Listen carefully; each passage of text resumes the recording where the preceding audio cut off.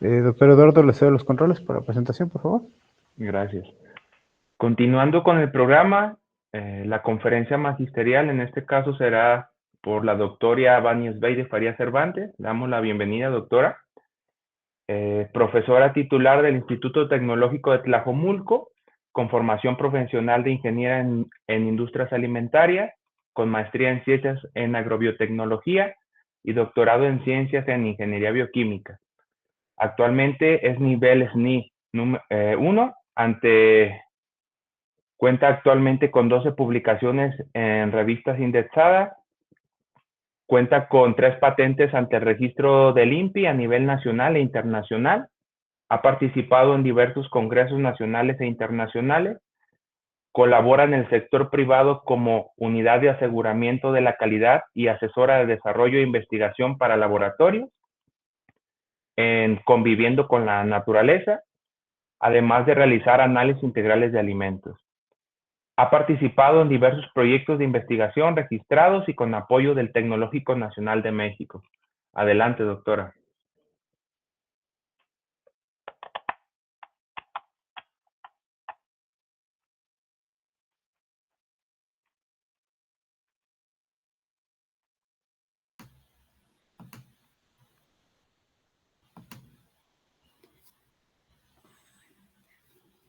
¿Sí me escucha, doctora?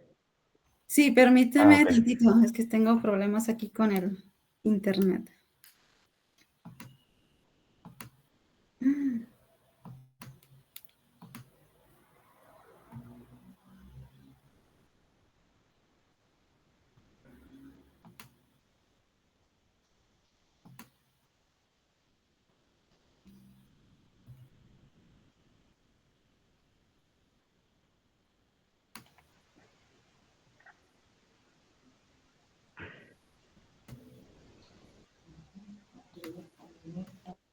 Listo. Ahora sí. ¿Lo pueden ver? Adelante. Sí. Perfecto. Pues muchísimas gracias por la presentación. Yo les voy a hablar sobre la ponencia de liberación de compuestos de interés funcional en matrices alimentarias.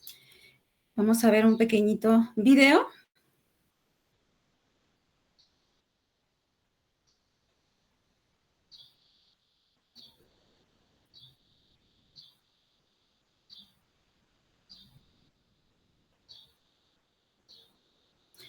Como pueden ustedes observar, hay varias formas en cuales se puede aplicar algún compuesto, ¿verdad? Si ustedes alcanzan a observar, muchas veces, o no sé si en algún momento se han preguntado, ¿cómo es que si realmente estoy ingiriendo el medicamento, si realmente me va a hacer un efecto? O, por ejemplo, muchas de las chicas o chicos que usan mascarillas, si realmente estoy teniendo la absorción que yo necesito. O, por ejemplo, si vieron ustedes al inicio del video, cómo realmente se está solubilizando un compuesto, en este caso de color, si realmente se va a integrar en esa matriz alimentaria, o si realmente me va a hacer un efecto positivo a la salud, o si realmente va a tener ese efecto en el campo o efecto en alguna dieta. Todas esas preguntas las podemos nosotros responder a través de ¿qué? A través de lo que es la liberación. Existen diferentes fenómenos y mecanismos que van a estar inmersos en lo que es la liberación. La liberación la podemos clasificar en liberación controlada, liberación sostenida, liberación instantánea y liberación a largo plazo. ¿Con qué nos estamos refiriendo con liberación? Con liberación de un compuesto de interés, un analito, un fitoquímico, un colorante, un antioxidante, etcétera, cualquier fitoquímico que nosotros queramos y que hayamos previamente encapsulado y lo queramos liberar, pues necesitamos precisamente de evaluar todo ese efecto que pudieran tener o todos esos fenómenos que están inmersos. Sabemos nosotros que las plantas como tal existen más de 8,000 compuestos específicamente fenólicos, ¿verdad? Si hablamos de fitoquímicos, pues hay un gran número de ellos que se están utilizando en la actualidad como fuente de antioxidante, como fuente antimicrobiano, como fuente anticancerígeno, diferentes aplicaciones que tienen estos fitoquímicos. Pero sabemos nosotros también que la mayoría de estos fitoquímicos también son muy susceptibles a lo que es la degradación. y todas las técnicas que se utilizan a través de lo que es la extracción, la estabilización, pues pueden repercutir en la eficiencia que pudiera tener este compuesto fitoquímico ya a nivel de cosmetología, a nivel de industria alimentaria, a nivel de farmacéutica, en la misma agricultura. Entonces, ¿por qué? Porque pues ya sabemos que son susceptibles, ¿verdad? Aquí les muestro algunos de los fitoquímicos más comunes que se han extraído de las diferentes plantas que existen a nivel mundial. Se dice que el 20% de las plantas que se encuentran actualmente, de ellas se ha extraído algún compuesto de este tipo de fitoquímicos. Pero como yo les comentaba, pues muchos de estos fitoquímicos pues van a ser susceptibles a diferentes factores previos o posteriores a lo que es el manejo post cosecha. ¿Desde qué? Desde que si es de una fruta, si proviene de una hortaliza, de dónde se localizó el cultivo, cuál fue la humedad del suelo, cuál fue la temperatura, cuál fue la lluvia, qué fertilización se le dio, la fecha de siembra, en qué etapa de maduración yo hice lo que la recolecta, el tiempo que tardé en cosecharlo, el tiempo de almacenamiento, la temperatura, y si ya nos vamos a la etapa del procesamiento, vamos a ver que hay factores de qué tipo de procesamiento yo utilicé, si un procesamiento convencional, si un procesamiento industrial, si utilicé congelación, si el tiempo y la temperatura de almacenamiento fueron las óptimas para poder validar que este compuesto fitoquímico tenga esa efectividad. Y bueno, como yo les comentaba, muchos de estos compuestos fitoquímicos pues van a ser susceptibles a todas estas variaciones y afectaciones a través de todo lo que es el manejo post cosecha y el procesamiento. Para ello, normalmente lo que nosotros usamos es la encapsulación, que es una técnica que me va a permitir a mí estabilizar ese compuesto fitoquímico del cual yo tengo un interés específico para poderlo conservar y posteriormente evaluar su liberación. Ya les comentaba yo, de manera farmacéutica, de manera aplicada en la industria alimentaria, en la industria agrícola y en las diferentes industrias. Si se fijan ustedes, aquí podemos observar que la encapsulación, el fundamento de la encapsulación, pues es la creación de micro y nanopartículas, que ahorita ya se le está dando más el enfoque a la parte nano, porque estamos observando que una partícula en tamaño nano es mucho más fácil de liberarse y de absorberse, hablando de ¿qué? De un efecto en lo que es la salud. Pero en sí, obviamente, en la encapsulación vamos a tener una cápsula, un material de pared, una membrana, un acarreador o un caparazón, que ese material es el que me va a permitir a mí proteger a este fitoquímico de todos estos agentes o factores externos que pudieran estarlo afectando. ¿Y por qué hacemos o por qué otras razones hacemos nosotros lo que es la encapsulación? Pues para reducir lo que es la reactividad del ingrediente, para disminuir la tasa de transferencia del material núcleo a lo que es el entorno exterior, para promover un manejo mucho más fácil de lo que es el producto al modificar obviamente sus características físicas originales. Aparte de enmascarar de alguna forma algún sabor, algún aroma indeseable de lo que son los ingredientes activos. También me va a ayudar a diluir el material núcleo cuando debe de ser usado en pequeñas cantidades. Aquí estamos aplicando la parte de liberación y como última parte, pues controlar esa liberación de ese ingrediente activo a través del tiempo y en un momento, sobre todo en un momento particular. La encapsulación, como ya les comentaba, pues va a depender de otros factores, como lo es el tamaño, la biocompatibilidad entre el compuesto que yo voy a encapsular y los medios de pared que yo voy a utilizar. También es muy importante la biodegradabilidad. Más adelante vamos a ver una biopelícula que ahorita estamos desarrollando, enfocándonos a esa biodegradabilidad que actualmente pues muchos sobre todo de las matrices transdermales pues no lo son, ¿verdad? Pero bueno, regresándonos un poquito a la parte de la encapsulación, sabemos que esa encapsulación también van a depender mucho de lo que son las propiedades físico-químicas del material núcleo y de pared, como yo les comentaba, así como la aplicación final que yo le tengo que dar a esa nano o micropartícula, también a ese mecanismo que yo estoy proponiendo para liberar el núcleo activo. Recordemos que hay cuatro tipos de liberaciones, ¿verdad? Controlada, instantánea, sostenida y a largo plazo. Y también, obviamente, del costo del proceso, porque recordemos que todo esto va a involucrar un costo. Dentro de los medios de pared que yo les comentaba que son muy importantes porque me van a proteger ese compuesto activo, pues los podemos encontrar de diferentes fuentes, tanto como carbohidratos, proteínas, gomas, celulosas y derivados, lípidos y materiales orgánicos, que son de los más empleados para la formulación de macro y nanopartículas encapsulando fitoquímicos. Todo esto nos lleva a que tengamos este tipo de comportamientos al momento de yo realizar lo que es la encapsulación. Vamos a tener diferentes morfologías, diferentes interacciones que se pueden dar entre el material de pared y el fitoquímico que yo quiero encapsular. Si se fijan ustedes, podemos encontrar donde tenemos un núcleo, que aquí es el compuesto fitoquímico, y la capa, que en este caso es el material de pared. También podemos tener con diferentes capas o de formas homogéneas, lisas, de formas amorfas, o también podemos subdividir lo que es el núcleo en diferentes proporciones inmersas en lo que es la matriz del polímero, del material de pared.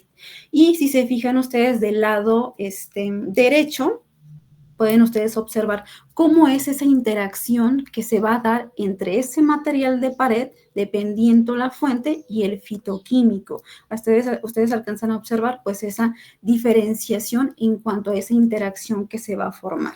Y gracias a esta variabilidad en lo que es la interacción, podemos nosotros predecir a través de diferentes modelos matemáticos cómo se va a llevar a cabo lo que es mi liberación.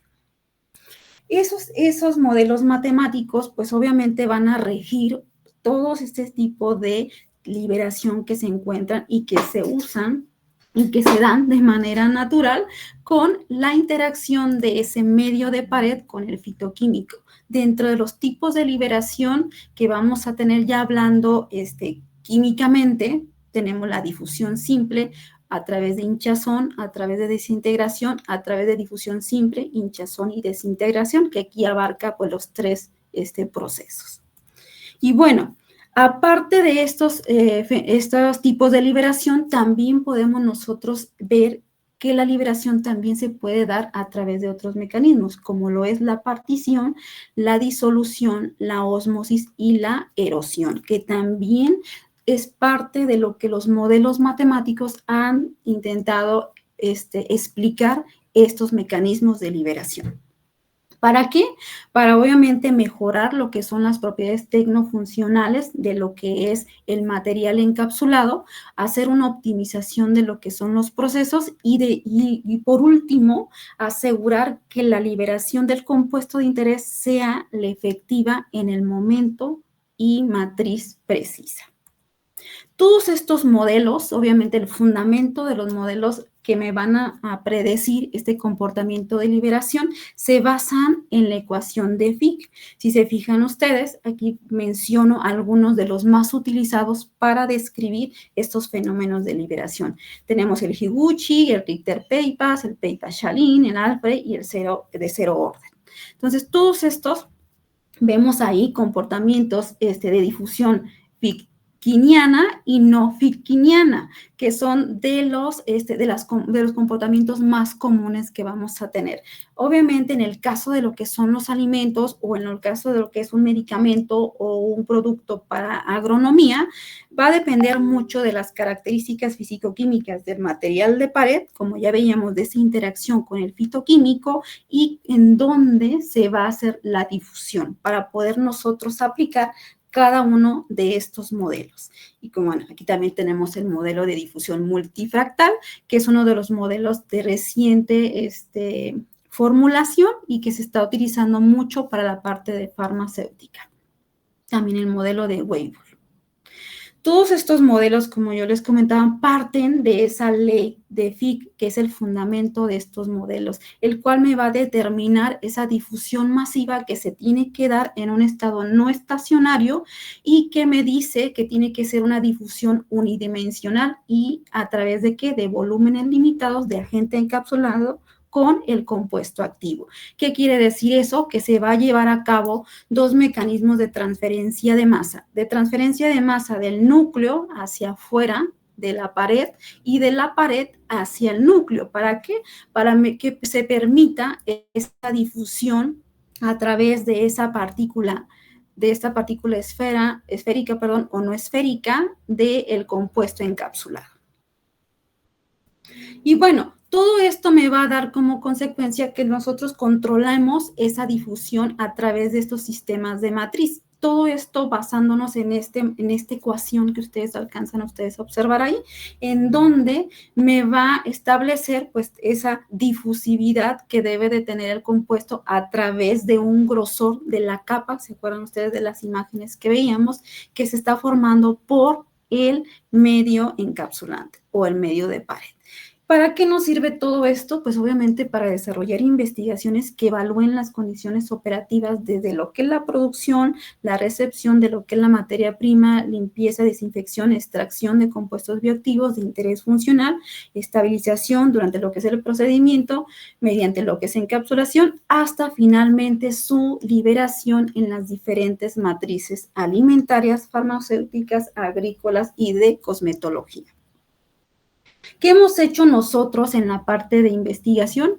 Pues hemos trabajado con muchos agentes encapsulantes, agentes pared, como ven ustedes, hemos caracterizado físico-químicamente cada uno de ellos, hemos trabajado mucho con lo que son fructanos de agave, mucílago de nopal, jugo de sábila.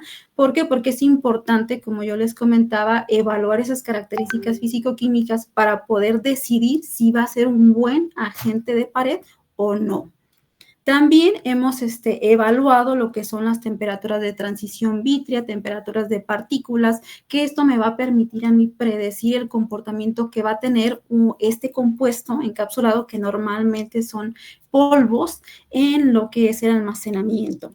¿A través de qué? A través de la aplicación de este tipo de modelos en donde yo puedo determinar, pues obviamente las condiciones de almacenamiento versus ¿qué? La actividad de agua contra el contenido de humedad y de esta manera determinar pues esas condiciones ideales de almacenamiento. No solamente para lo que son los agentes encapsulantes, sino también para ya la partícula con el fitoquímico ya encapsulado. Y de esta manera, pues si ustedes alcanzan a observar en esta gráfica, donde nosotros determinamos unas condiciones de almacenamiento entre 10 y 33 grados centígrados, esto permitiéndonos una zona de estabilidad del producto en polvo a través de determinado tiempo. Y no solamente es importante evaluar esa estabilidad del producto, sino también ver su morfología. ¿Por qué? Porque la morfología también va a ser muy importante al momento de ¿qué? De hacer la disolución, de hacer esa aplicación de los modelos matemáticos para predecir esa liberación controlada, dándonos ¿qué? La porosidad de la partícula y de esta manera evaluar el tiempo en el cual pues, va a estar liberándose nuestro compuesto a través del tiempo. Y bueno, dentro de las liberaciones también ya veíamos nosotros que hay varias, ¿verdad?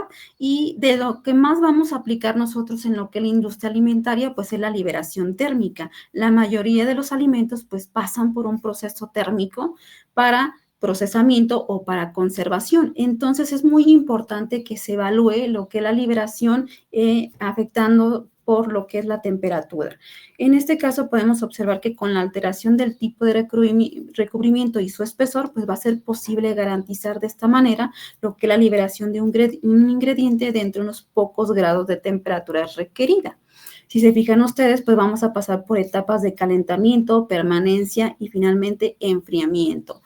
Este experimento se hizo para lo que fue la liberación térmica de un producto.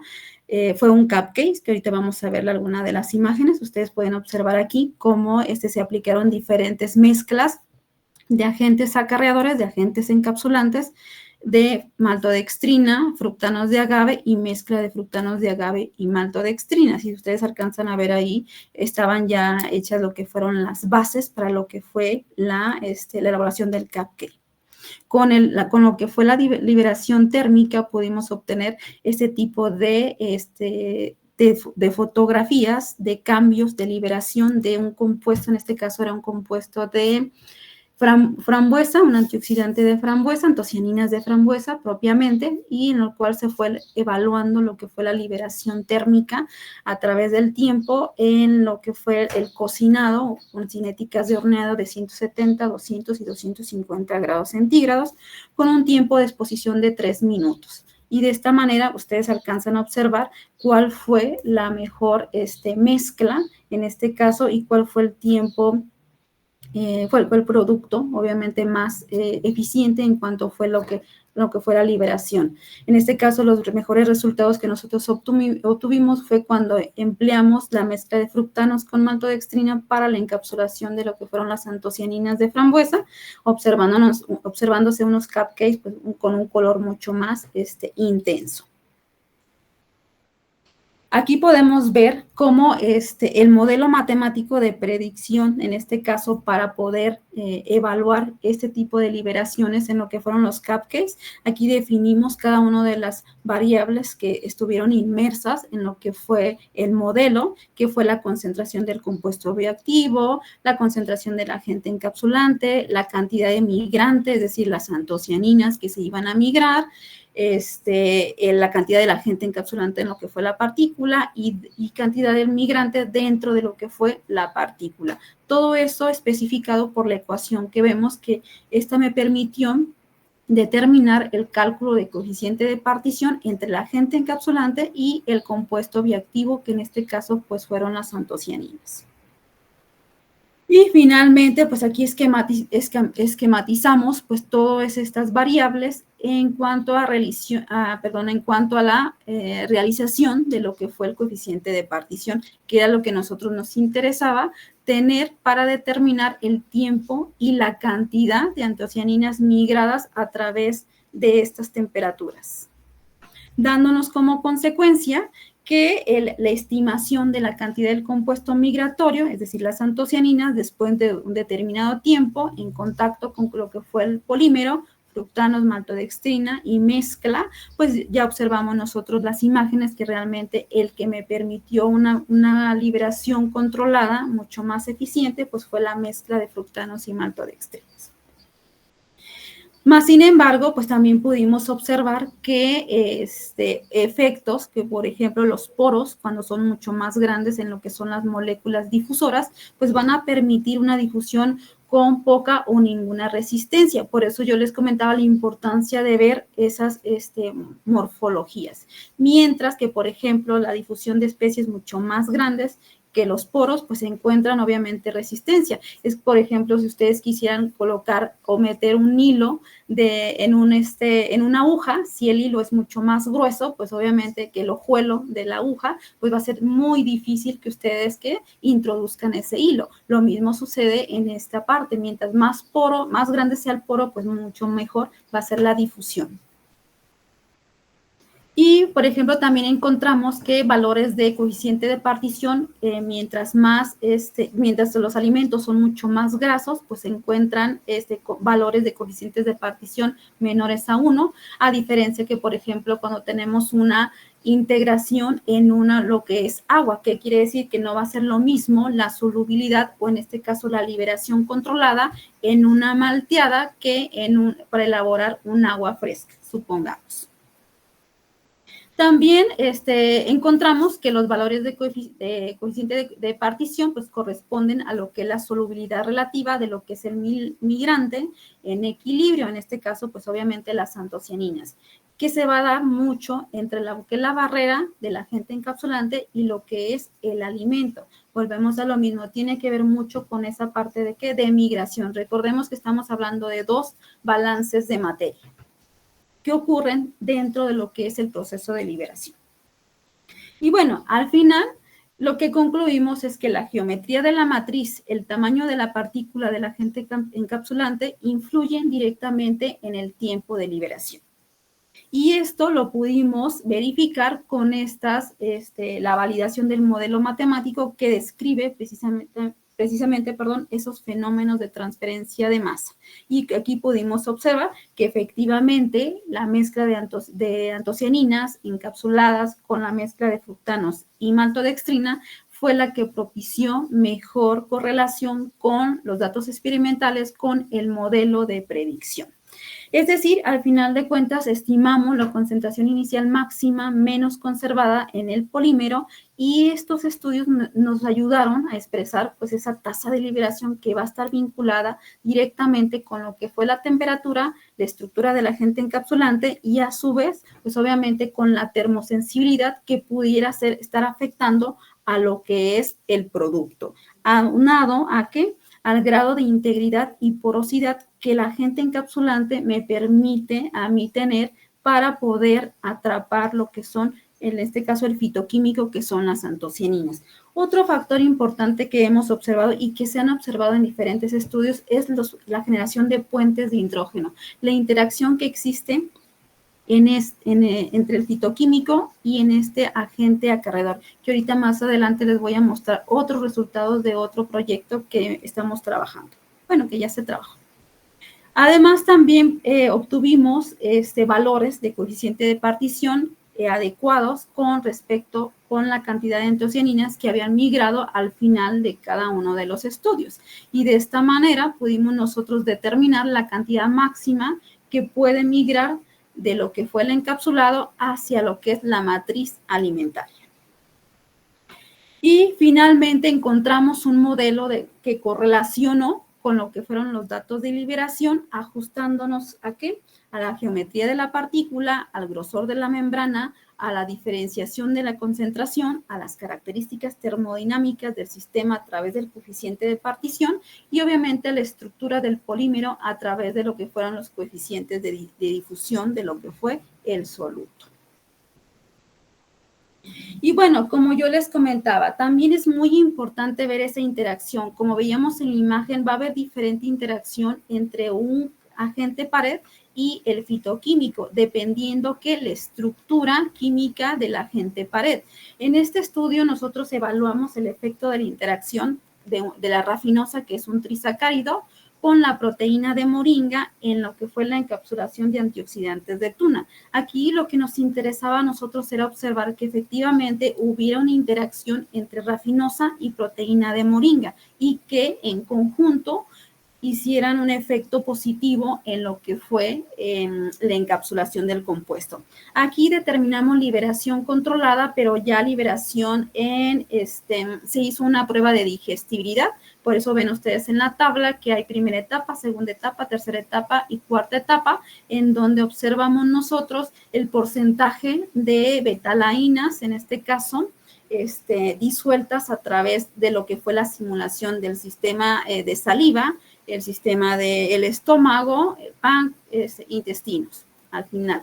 Y podemos nosotros observar cuánta de ella se fue disolviendo a través del tiempo. Si se fijan ustedes, la mayoría, pues obviamente se disolvió en la primera etapa, que fue la etapa de la simulación de la saliva.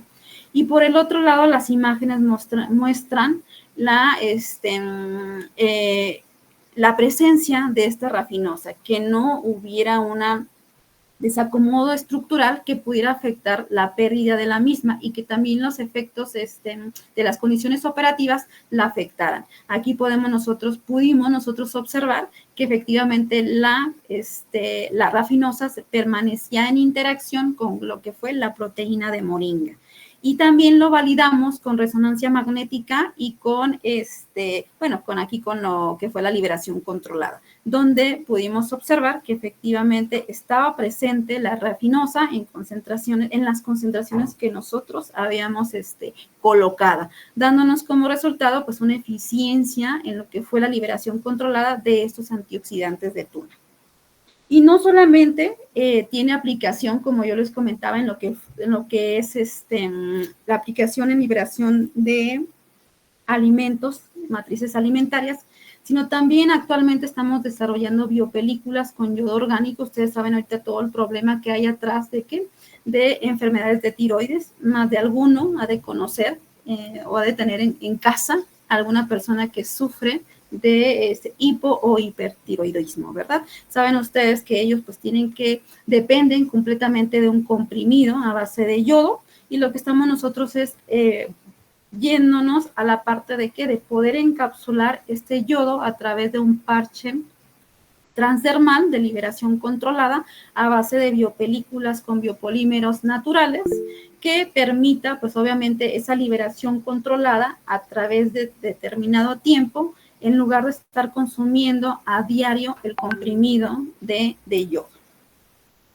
Hemos tenido resultados interesantes en la parte de lo que es la biodegradabilidad y en cuanto son las características físico-químicas de lo que es la biopelícula, siendo muy similares a lo que es el PBA, que es un polímero acetato de polivinilo, que es el que se utiliza comercialmente para la fabricación de este tipo de parches transdermales. En las imágenes de abajo podemos observar las pruebas de flama, de donde podemos observar que no hay presencia de toxicidad en la fabricación de estas biopelículas. Obviamente vamos a irnos a la parte, todavía nos hace falta en esta investigación la parte de lo que es la liberación controlada ya en pruebas de ratas, que es la siguiente etapa de lo que es este trabajo, pero hasta el momento, bueno, hemos encontrado características físico-químicas interesantes y de encapsulación y también de liberación in vitro de lo que es el yodo. Aquí mostramos todavía más características en cuanto a características mecánicas. ¿Por qué? Porque recordemos que esta biopelícula va a estar sujeta a lo que es la piel y tiene que soportar pues todo lo que nosotros hacemos con algunas de dobleces, la temperatura, el tipo de piel que cada uno de nosotros tenemos, o por ejemplo, la solubilidad es otro factor importante para ver en cuántos tiempo pues podemos nosotros observar si va a encapsular y va a liberar adecuadamente el yodo. Y para ello, pues en este caso no usamos el modelo de FIG, usamos el modelo de Page para determinar lo que fueron las cinéticas de secado y en este caso el coeficiente de difusividad de cada una de las biopelículas desarrolladas y de esta manera determinar la velocidad con la que se va a migrar el compuesto a través del tiempo. Punto importante, pues obviamente para controlar esa concentración que se requiere de 150 microgramos al día de yodo.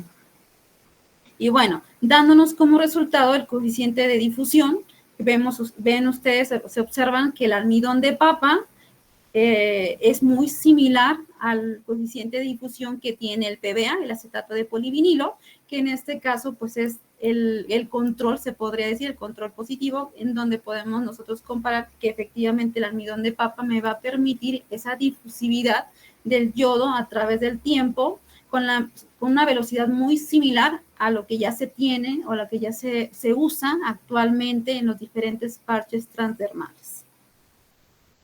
Bueno, y no solamente hemos estado trabajando en liberaciones controladas en este tipo de, tanto en formulaciones para alimentos, sino también, como ya lo vimos, para la industria farma. También nos hemos metido un poquito a la parte de en campo, en donde se han diseñado, actualmente se trabajan en proyectos de diseño y aplicación de hidrogeles biodegradables de quitosano, con tricoderma para el control de Phytophthora capsule. ¿Por qué? Porque recordemos que todos estos modelos que ya les comentaba y ustedes observaban en la tabla, pues pueden ser aplicables para predecir la velocidad y la cantidad de compuesto liberado a través del tiempo. Y en el caso, pues obviamente de esta plaga muy importante para lo que es el chile, pues es importante determinar esa velocidad con la que se tiene que migrar y tener ese efecto positivo. Aparte también, ahorita actualmente estamos trabajando con el efecto de liberación de una interacción de antocianinas de Jamaica y compuestos fenólicos de la Artemisia ludoviciana para lo que es el metabolismo catabólico del gusano cogollero. Ustedes saben que también es una palabra muy importante a nivel nacional y pues es importante ver qué efecto pudiera tener en este metabolismo catabólico y sobre todo si va a afectar en la reducción de peso, posiblemente en la muerte, ¿verdad? Obviamente todos quisiéramos que sí, disminuyera la resistencia de este tipo de gusanos, pero bueno, hay que todavía evaluar la parte de qué, de la liberación de esa interacción. Aparte también, otra tesis, estamos trabajando con el uso de biopolímeros naturales en la fabricación de esas matrices transdermales biodegradables, yéndonos más a la parte de la biodegradabilidad, como yo les comentaba al inicio. También estamos ahorita en inicio de otro proyecto que es la liberación controlada de fórmula en el desarrollo de mariposa monarca. También ustedes saben la importancia que tiene la mariposa monarca, entonces es importante para hacer diferentes estudios, pues tener una fórmula que me ayude a mí a determinar y a desarrollar las diferentes etapas fenológicas de este tipo de animalito, de la mariposa como tal, y de esta manera pues estudiar mucho más a detalle el comportamiento que tiene esta mariposa. Y finalmente hemos estado trabajando con lo que son los polvos de subproductos de cáliz de Jamaica como ingrediente de fuente de fibra dietética. Aquí también vamos a ver la parte de liberación, pero la liberación en simulación de la digestibilidad in vitro. Si se fijan, toda mi línea de investigación pues está enfocada a la parte de la liberación y con esto les muestro un poquito de los alcances que pueden tener, toda la explicación y toda la aplicación que tienen estos modelos matemáticos que me predicen a mí el tiempo de liberación y la importancia que tiene el estudiar pues, la liberación controlada de los diferentes fitoquímicos. Uy, quedé muy en tiempo. Y bueno, como comentario adicional, pues invitarlos, nosotros como tecnológico ofrecemos la maestría en Ciencias en Agrobiotecnología y el doctorado en Ciencias en Biotecnología y Procesos Agropecuarios. Por mi parte, pues sería todo. Muchas gracias por su atención. Espero no haberlos dormido. Muchas gracias, doctora, por su valiosa participación. Entramos ahora a la parte de las preguntas.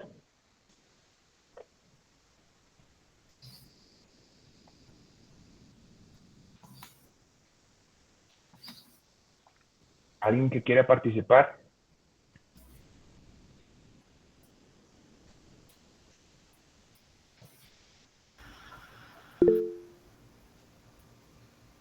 Adelante, doctor Edgardo. Sí, pues bueno, doctora, gracias por su ponencia. Yo creo que ahí intimidó más de alguno con todas las ecuaciones. Pero, sí, pero bueno, no pasa nada. No, bueno, pues felicitarla por su trabajo. Pues para mí sería preguntarle si tiene pensado hacer más trabajos con el agave. En el caso del agave no nos ha llegado algún trabajo, pero estamos abiertos. Realmente nuestra línea de investigación es la liberación controlada y la aplicación de modelos matemáticos para la predicción. Y pero cualquier aplicación que pudiéramos nosotros desarrollar en la parte del agave y obviamente de las enfermedades sería muy interesante. Sí, porque justamente ahorita, pues digamos, hay una sobreproducción y digamos, dentro de esta sobreproducción, pues podría haber la oportunidad de desarrollar algún material, ¿no? Ya sea sí, para claro. fingir como activo o bien en este caso, pues como barrera. Así es, así es. Sí, muy, muy interesante. Hasta ahorita de manera comercial, nada, lo único pues es la parte del análisis de la miel de agave, ya ve, con todos los furales que presentan y el proceso no estandarizado, es lo único que hemos ahorita trabajado. Sí, y oiga, aprovechar un poquito el comercial, doctora. Sí. Ustedes tienen tipificación de carbohidratos, ¿verdad? Allá en el tecnológico. Sí. Por ejemplo, que ese es de los estudios que uno vería como potenciales, particularmente con el agave que presenta, pues bueno, una variedad importante de oligofructanos y Así es. que, digamos ahorita, pues a lo mejor comercial aparte, pero que esa separación, purificación, pues podría tal vez resultar en algún desarrollo, pues, futuro, ¿no? Así es, claro que sí. Igual las puertas están abiertas aquí del Tecnológico de Tlajomulco para cualquier emprendimiento, desarrollo, proyecto en general. Perfecto. Muchísimas gracias, doctora. Muchas felicidades por la presentación. Gracias, doctor. ¿Tenemos tiempo para otra pregunta? ¿Algún interesado? Adelante, Abraham. Gracias, buenas tardes. Y bueno, primero que nada, felicitar también a la doctora Fania y quisiera preguntarle lo siguiente. Por ejemplo, en lo que usted nos mostró digamos, de los procesos que ha llevado a cabo con algunos materiales, se pudiera o sea, lo que usted realiza es nanotecnología o todavía no entra en esa categoría. En la parte de nanotecnología todavía no. Se modificó el diseño del secador, bueno, en este caso la boquilla de aspersión. No sé si has escuchado hablar de electrospinning y electrospraying. ¿Has escuchado hablar de esa tecnología? No. En donde aplicamos vibración y carga eléctrica. Con un estudiante modificamos ese dispositivo, primero colocamos lo que son las cargas eléctricas y después los sistemas de vibración, en lo que fue una punta ultrasónica. En este caso sí obtenemos tamaño de partícula muy, muy pequeño, más sin embargo nos hace falta todavía validar si alcanzamos la nanopartícula. Pero la idea es sí seguir trabajando, sobre todo en lo que es la mejora de dispositivos que ya se tienen actualmente para encontrar lo que es el secado por aspersión, pero alcanzar a tener partículas nano. Yo trabajo principalmente con lo que es encapsulación por secado por aspersión, con las boquillas normales, que es rotatoria y nebulización. Pero te digo, ahorita con esta modificación, este dispositivo que se diseñó, alcanzamos tamaños de partícula más pequeñas que el que me da en la simple boquilla de nebulización y la simple boquilla de aspersión. Nada más, obviamente nos hace falta validar.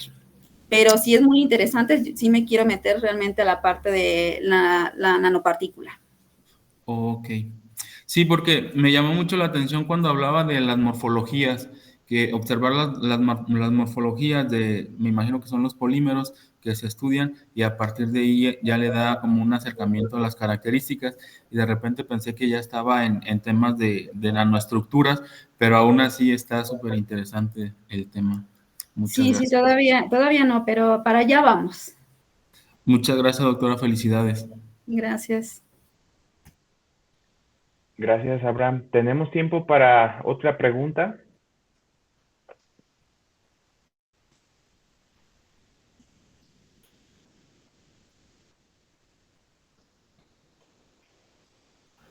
¿Alguien más? ¿Alguna pregunta? Adelante, Abraham.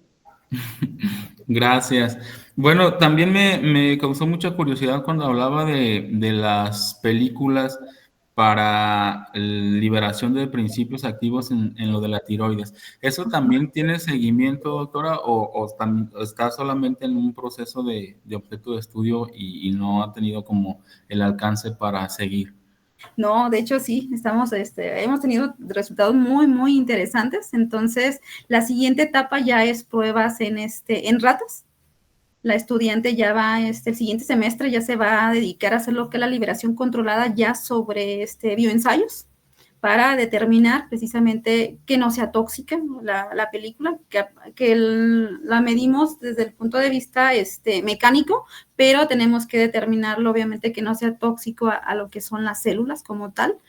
Y obviamente validar lo que es la liberación controlada. Hasta el momento tenemos buena liberación, buena encapsulación de lo que es el yodo orgánico y sobre todo un punto muy importante que se me olvidó mencionarles, pero el yodo está siendo extraído de lo que es el lirio acuático. Ya ven que el lirio pues es obviamente una plaga, una contaminación de lo que son aquí las lagunas.